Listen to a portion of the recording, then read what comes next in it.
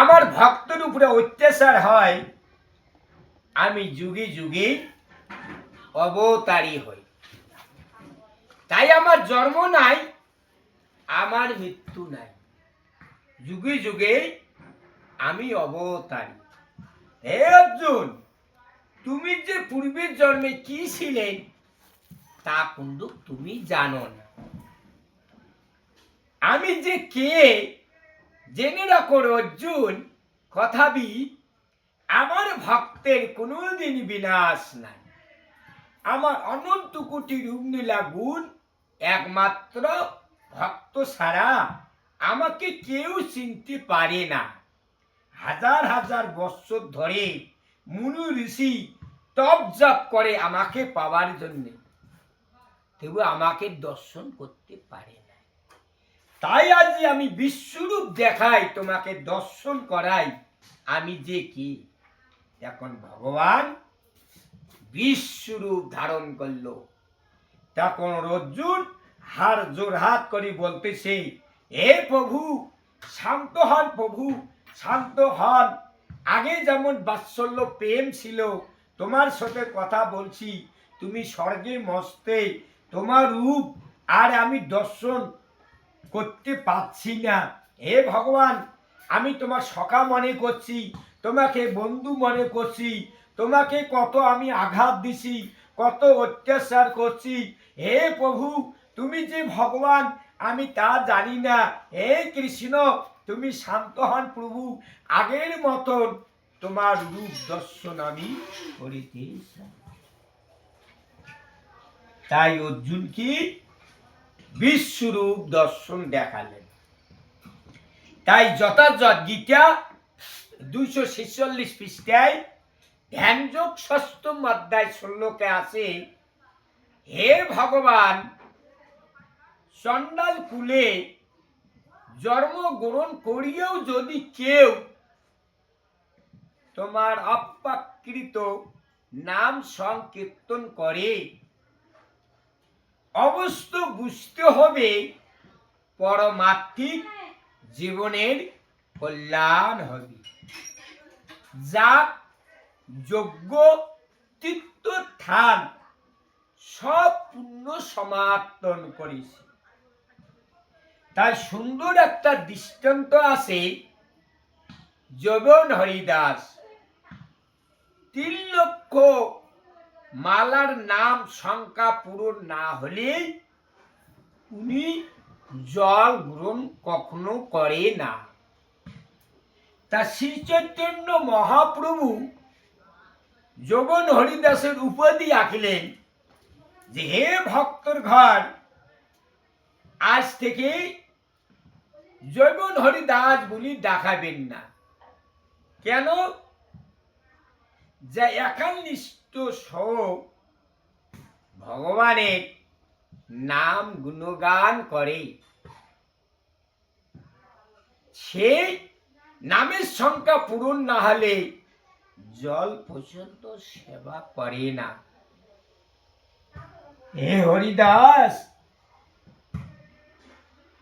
হে ভক্তরগণ, আজ আমি উপাধি আঁকিলাম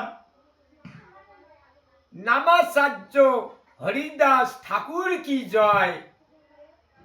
শ্রী চৈতন্য মহাপ্রভু তার উপাধি আঁকলেন যে নামাচার্য হরিদাস ঠাকুর কি জয়।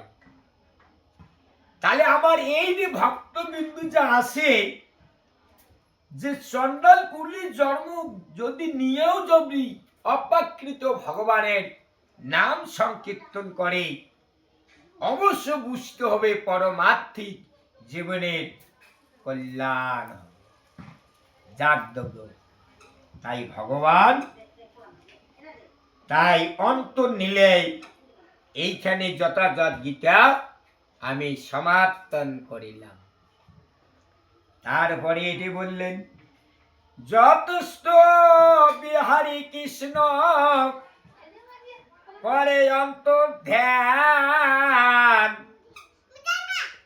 অন্তর্ধ্যান করে মনে করে অনুমান। যতস্থ বিহারী কৃষ্ণ করে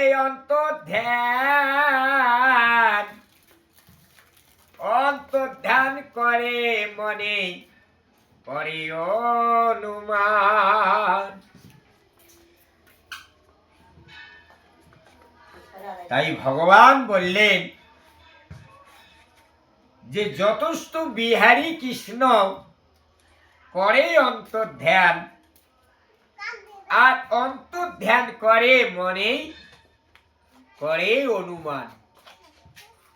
মনে মনে ভাবে এই মানুষ্য জন্মে পায়া যদি কৃষ্ণ ভক্তি রথি যদি না জন্মে, তাহলে মানুষের জন্মের কি লাভ?